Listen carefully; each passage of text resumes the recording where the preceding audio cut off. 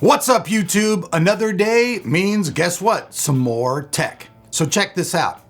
This morning, Nvidia announced full support for Vulcan 1.3. So this means that developers and all those people making games and people playing games will be able to take full advantage of Vulcan technology. That's some of the news today. Also, I want to talk to you guys a little bit about a couple of other subjects. One of them is cloud gaming, and the other one is Nvidia's Reflex. So let's hop right into today's video and talk about these subjects and see how I feel about it. Let's rock and roll.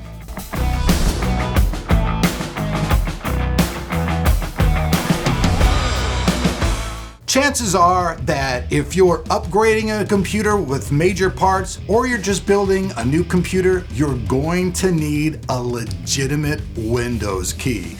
And VIP Your CD Key Sales has you covered. And right now the prices are lower than ever and it's simple to buy. You simply go over to their website, choose the Windows software that you want to, put it into your cart, and when you're going to the checkout, you're going to want to enter the code TOT20 and save yourselves an additional 30%, making your Windows key not only completely legit, but also really low price. And after a few minutes, you'll get an email and all of your keys will be inside of your inbox.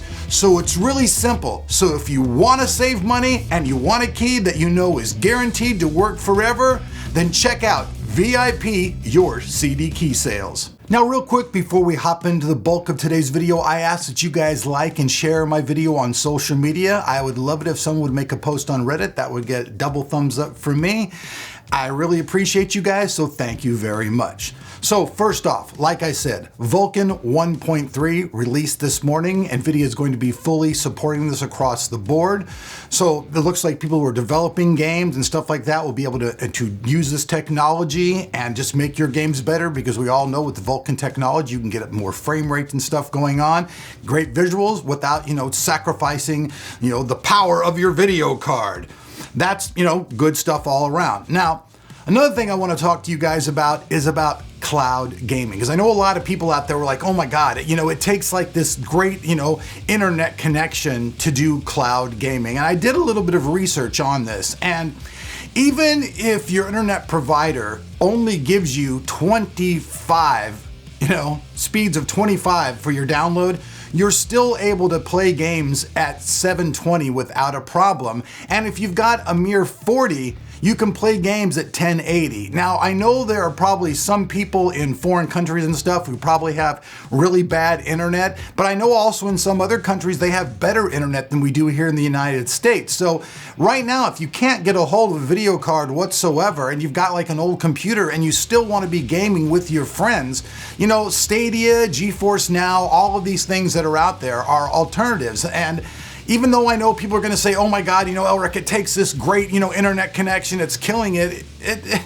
I went around and even the crappiest internet providers in the United States provide at least 25. So that means you can be up in gaming. Now 720, yeah, that's probably, not the greatest thing in the world, but still, if you can't game at all, you can't get a video card, you don't have any money, paying for an online gaming service and being able to play all these games. And I think there's seriously, I think there's 1,100 games on GeForce Now. I don't know how many are on Stadia, probably just as many, because these guys are doing it. But I don't think it's really as bad as you guys have made it seem to me, because a lot of times when you guys are talking, you guys are just going, oh my God, it sucks, the internet sucks, well, with that, this, that, and the other. I know you can always put roadblocks up to anything that there is out there. Video cards are super hard to get a hold of and they're super expensive, but some people get lucky.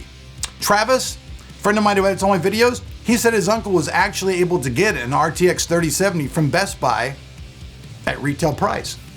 So, if you can get lucky with that gamble and you can get a video card, then you're good to go. But if you can and you ain't got no money, I don't really see a big deal with the cloud gaming right now. I've played it. I have pretty decent internet here. It's not the best. When I move to Indiana, it's going to be a lot better, but I'm still able to play games and enjoy gaming and do all that stuff. And like I said, it doesn't really matter what computer you have or had. It doesn't really matter. So if you want to be, gaming and you've got at least a halfway decent internet connection, you can be doing that. Now, Reflex. I know that when Reflex technology first came out, that a lot of people were just like, oh my God, man, it's only good for first-person shooters and it's only good for a few games. Granted, I admit that when Reflex first came out, it was a little bit of a hard pill to swallow just for the average gamer, because to push that technology and tell people, hey, professional gamers who make money use this technology, that's great and all, but, it is what it is. If you ain't got the money to be investing in these cards, then all that technology still, means nothing. And Reflex technology, what it really is it's trying to close the gap between gaming and real life. That's how I feel about it, because the more that you play your game and it responds, the better it is. So, let me real quick breakdown. I'm kind of all over the place this morning. I had a couple cups of coffee, so I'm like, zing. I admit it, I'm like zinging from those 2 cups of coffee. Now, Reflex is basically the time between you click your mouse and what happens on your screen, latency. And let's just face it, the more that you feel like you're not playing a game and that what you're doing is just responding in real time in the game, the more your game is not going to feel like a game, it's going to feel like just an experience. And like I said, a lot of people don't really care, about first-person shooters and making money. That's not their thing.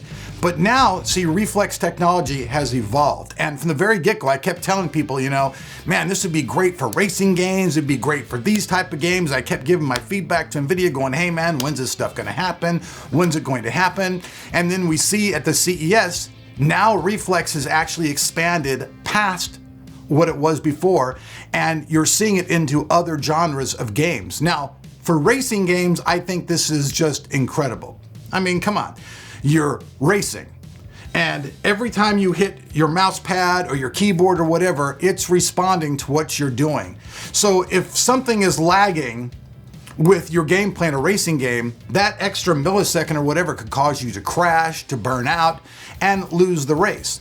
So having something that makes it so the game is responsive almost to like the instant that you do it is closing the gap between the user experience and real life events. And I think that's really what Nvidia is pushing for here. And I know, a bunch of AMD guys are gonna say, oh yeah, it doesn't matter, AMD did this. Yeah, okay, I've heard it all before, but it's just not true. To be truthful with you, most of the time, Nvidia is the one who pushes the bubble for technology. AMD comes up afterwards.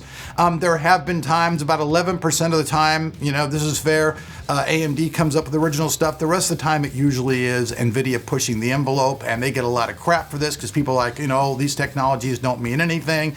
Ray tracing came out. Everybody's like, oh, ray tracing sucks. It doesn't mean anything. And then you see a couple of years later, ray tracing's in everything. It's in console games. It's on AMD stuff. It's everything. So you were wrong. Ray tracing was the future, still is the future as that comes, and Reflex is going to be the same way. And now that it's like in God of War and all these other types of genres of games where, milliseconds do count.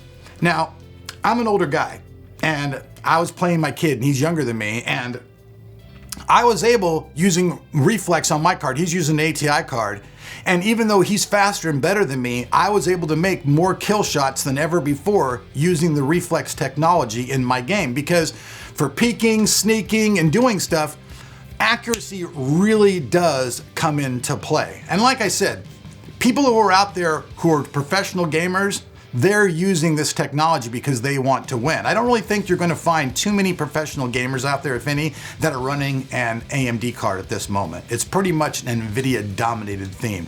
And why? It's because of these technologies.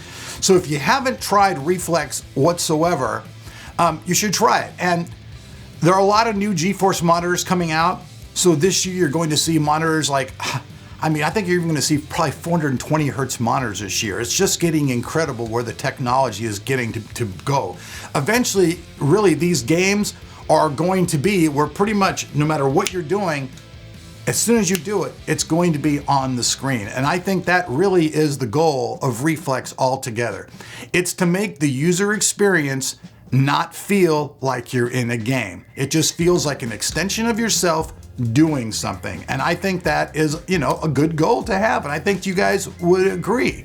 So that's today's news. That's today's video. We got Vulcan yada yada. 1.3, it's out.